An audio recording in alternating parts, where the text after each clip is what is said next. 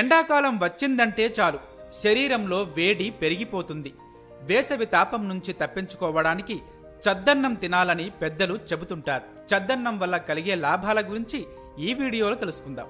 నిజానికి చద్దన్నం అంటే చాలా మంది మిగిలిపోయిన అన్నమని తక్కువ అంచనా వేస్తుంటారు. కానీ వేడి అన్నంలో కంటే ఇందులోనే అధిక పోషకాలు ఉంటాయి. రాత్రి మిగిలిపోయిన అన్నంలో కొంత నీరు, ఉల్లిపాయ ముక్కలు, పచ్చిమిర్చి, ఉప్పు, పెరుగు కలిపి తింటే కమ్మటి రుచితో పాటు మంచి పోషకాలు కూడా లభిస్తాయి. రాత్రంతా అన్నం పెరుగుతో కలిపి పులవడం వల్ల 50 గ్రాముల అన్నంలో ఉండే 1.6 మిల్లీగ్రాముల ఐరన్ 35 మిల్లీగ్రాములకు పెరిగిపోతుంది.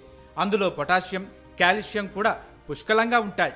ఉదయం పూట చద్దన్నం తింటే రోజంతా ఉత్సాహంగా ఉండగలుగుతారు.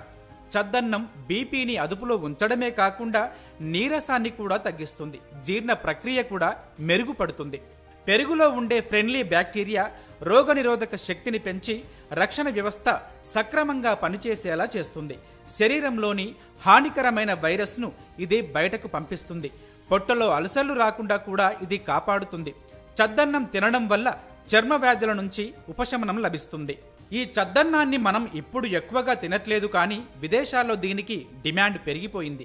ఆరోగ్యం కోసం చాలా మంది హోటల్స్లలో దీన్ని కొనుక్కొని మరీ తింటున్నారు. ఎందుకంటే ఎక్కువగా వేడి చేసే వారికి ఇదే బెస్ట్ ఆప్షన్ కాబట్టి. సో మీరు కూడా చద్దన్నాన్ని తక్కువగా అంచనా వేయకుండా ఆరోగ్యం కోసమైనా దీన్ని తినండి.